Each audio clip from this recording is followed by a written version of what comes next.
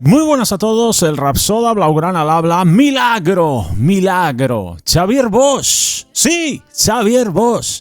Hablando de fútbol en un artículo. No me lo puedo creer. Seguro que os tendréis que frotar los ojos también vosotros para creerlo.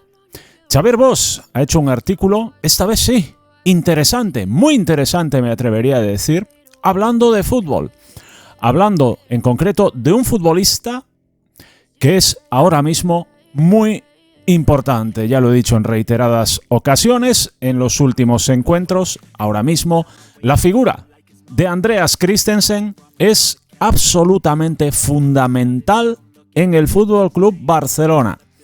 Su nueva demarcación en la posición de pivote, sin duda, creo que está detrás y tiene un gran peso específico en esta mejor versión que vemos en el Fútbol Club Barcelona ahora mismo, en concreto desde hace un mes y medio. Vamos con este artículo porque Xavier Bosch destapa que Xavi planificó a Christensen como pivote desde el verano.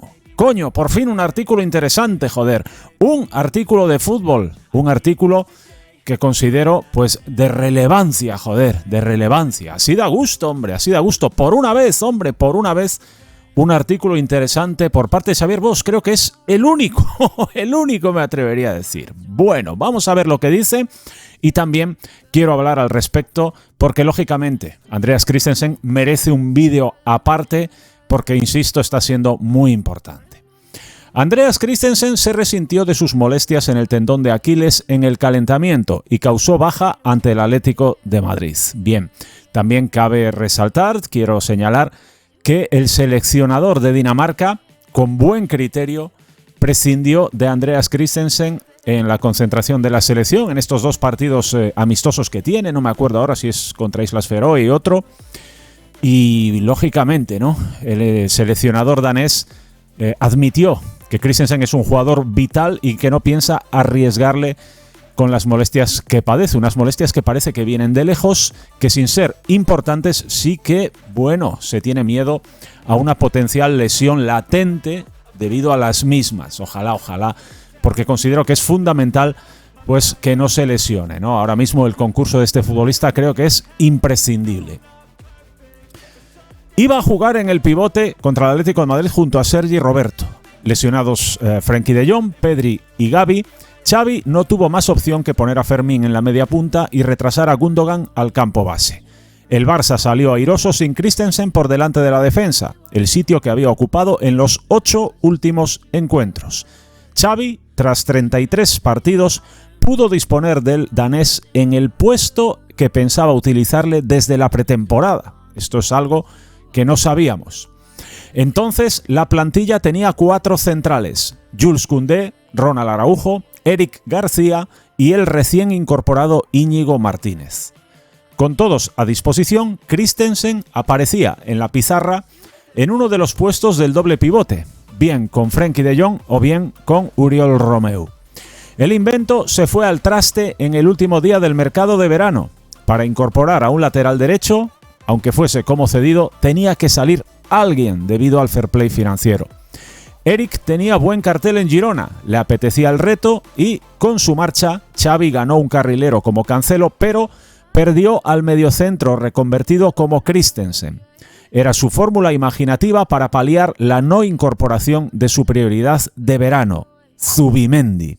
Y también añado, todos sabemos que Xavi intentó por todos los medios convencer a Sergio Busquets de que retrasase su marcha a Estados Unidos sin éxito, ¿no? Xavi Hernández se vio sin ese pivote y bueno, ahora sabemos, ¿no?, que esta decisión de Christensen, que como me apuntaron suscriptores del canal, Dr. Lineker, un saludo, ya había ejercido en esa posición en algunos partidos de la selección danesa, pues Xavi optó por esa apuesta, ¿no? Debilitado el Barça en esa posición, Christensen era una de sus opciones y ya lo venía estudiando lógicamente desde el verano.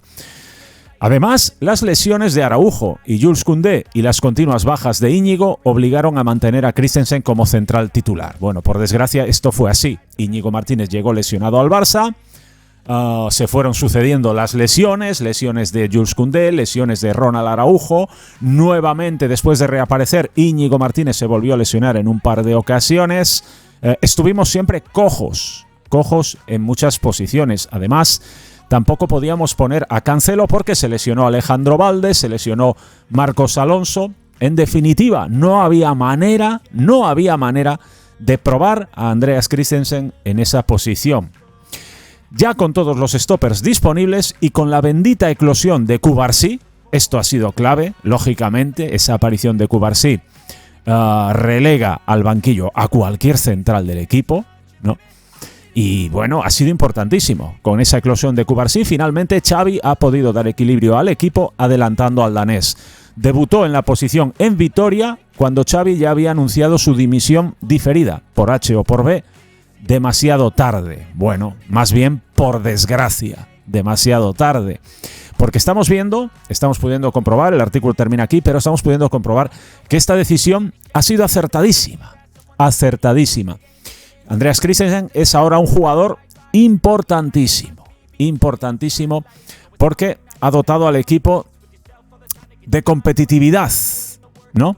De un jugador que haga de stopper, algo que no teníamos. Se desenvuelve de una manera que me recuerda mucho a Mark Van Bommel.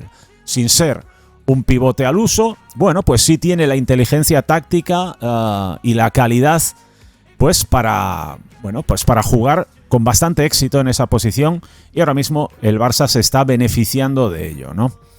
Aquí nos recuerda que el Andreas Christensen debutó en esa posición precisamente contra el Alavés, un partido que el Barça, recordaréis que venció por 1-3. Era el primer partido en el que Christensen jugaba ahí.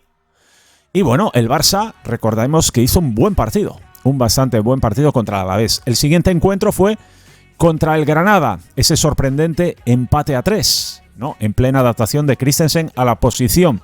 Un partido de ida y vuelta que el Barça debió ganar, pero empatamos de manera incomprensible 3-3 en casa como el Granada. A partir de aquí, bueno, pues una mejoría notable. Siguiente encuentro fue en Vigo contra el Celta y el Barça se impone 1-2. El siguiente partido contra el Napoli en Italia, ya vimos, ¿no? Una muy buena versión del Barça, a pesar de que durante el encuentro se lesionan Frenkie de Jong y Pedri, ni más ni menos. Siguiente partido contra el Getafe, 4-0, su mejor partido.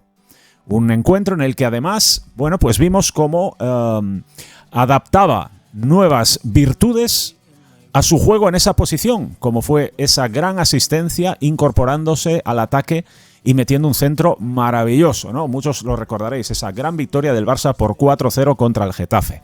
Siguiente partido, en Bilbao contra el Athletic, el Barça empata a 0. Siguiente encuentro, Barça 1, Mallorca 0. 3 encuentros consecutivos en los que el Barça no encajaba gol. Y después contra el Nápoles en Montjuic, en pleno modo supervivencia, sin centrocampistas, sin Pedri, sin Gavi, sin Frenkie de Jong. Pero bueno, con un Andreas Christensen y sobre todo con un equipo, con un Barça que empezaba a demostrar que la confianza en los jugadores volvía. Esa confianza perdida precisamente debido a que no teníamos un jugador en esa posición, un pivote. Tuvimos que jugar, sobre todo ya con la marcha de Gavi, se convirtió en un auténtico esperpento, con Frenkie de Jong, Gundogan y en ocasiones Fermín, ¿no? Un centro del campo demasiado ofensivo con jugadores que precisamente son interiores, jugadores para jugar delante de un futbolista como Christensen, como un pivote, y eso hacía que cada vez que perdiésemos el balón, pues concediésemos ocasiones claras. Poco a poco, los jugadores, lógicamente, empiezan a dudar, empiezan a tener dudas y a preferir no arriesgar a la hora de salir con el balón jugado, y de ese modo empezaron a jugar de manera artificial. Las dudas se van generando partido tras partido. Esas dudas, lógicamente, van a más. Y esas dudas no solo se demuestran pues cuando salimos con el balón jugado. Esas dudas se demuestran también a la hora de ejercer pues una presión con todas las de la ley. Ese miedo hace que los futbolistas estén más atentos a no perder posiciones, a no dejar espacios atrás, que a ejercer la presión pues con todas las garantías, con todas las consecuencias, con lo cual no tenemos ni una salida fluida del balón, ni una presión efectiva. El Barça pues deja de competir. Vemos esa serie de partidos muy malos, muy flojos por parte del FC Barcelona, pero la llegada de Christensen hace ver a estos jugadores que habían perdido la confianza, pues que tienen un nuevo bastión al que agarrarse. Un futbolista que lógicamente se lleva los duelos aéreos, que se anticipa. En definitiva, tienen un aliado y los jugadores, pues estos que habían jugado de manera recurrente, Gundogan y Frenkie de Jong, empiezan a recobrar la confianza. Ellos y todos.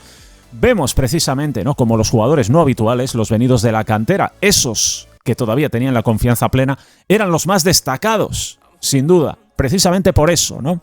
Porque las dudas no habían hecho tanta mella en ellos como en los habituales. Por fortuna, el Barça vive ahora un momento en el que ha podido constatar, que tiene esa pieza ahí y que esta manera de jugar sigue funcionando. Por supuesto que sigue funcionando. Incluso sin la presencia del propio Christensen, ¿no? Con la confianza plena de los futbolistas a la hora de hacer lo que tenían que hacer sobre el terreno de juego, nos sirvió para esa brillante victoria contra el Atlético de Madrid, 0-3, ni más ni menos. 4 partidos seguidos sin encajar gol, ¿no? Esa llegada de Christensen a esa posición ha hecho pues que la defensa, que era un coladero, de pronto pues no lo sea. Vuelva a mostrar garantías, ¿verdad? A mostrar garantías. Es cierto, la eclosión de Pau Cubarsí, pero yo creo sinceramente que esa posición de Christensen sobre el terreno de juego es muy, muy importante, pese a que no estuviese contra el Atlético de Madrid. Yo creo que la posición de Christensen ha hecho recobrar la confianza a los jugadores que la habían perdido. El juego ha vuelto a fluir de manera natural. Vemos un juego más normal, ¿no? Sin tantos pases un poco que no sabes qué estamos haciendo. Y en definitiva, considero que este jugador ha sido un acierto, el traspasarle a esa posición de pivote. Y creo que es tan importante, que considero clave que no se lesione, que no se nos lesione Andreas Christensen de aquí al final de temporada. Ni Andreas Christensen ni ninguno, pero especialmente esta figura. Las dudas no pueden volver a aparecer. Ahora mismo hay que seguir en esta línea de confianza, en esta línea de juego. Y si mantenemos esta línea de confianza y de juego, yo creo que podemos seguir por esta línea de resultados, además en el tramo clave de la temporada. Veremos si vienen todos los jugadores sanos de esos partidos con sus respectivas lesiones, y desde luego esta prueba de Andreas Christensen yo creo que ha sido un auténtico éxito. No tanto porque Christensen sea un especialista en esa posición, que no lo es, evidentemente, pero sí que aporta lo suficiente como para que el equipo haya mejorado de una manera drástica. Ya vemos, ¿no? Mucha gente había dicho, ¿por qué Xavi no lo puso antes ahí? No le puso antes ahí. Bueno, pues ahora sabemos el porqué. Xavi nunca había podido tener su defensa de garantías. En el momento en el que Cubarsí, por gracia de Dios, ha aparecido de la manera en la que ha aparecido, evidentemente tenemos una defensa de garantías que hace que Xavi pueda poner ahí a Christensen. Y el rendimiento está siendo lo suficientemente bueno como para que el cambio se haya notado, y de qué manera en el juego del FC Barcelona. Hay que cuidar a Christensen, como sea como sea, a Christensen y a los otros. Los otros, cuando vuelvan, estoy seguro de que el rendimiento todavía será mejor del equipo. Un fuerte abrazo del Rapsoda Blaugrana. Nos vemos en el próximo vídeo. ¡Vamos!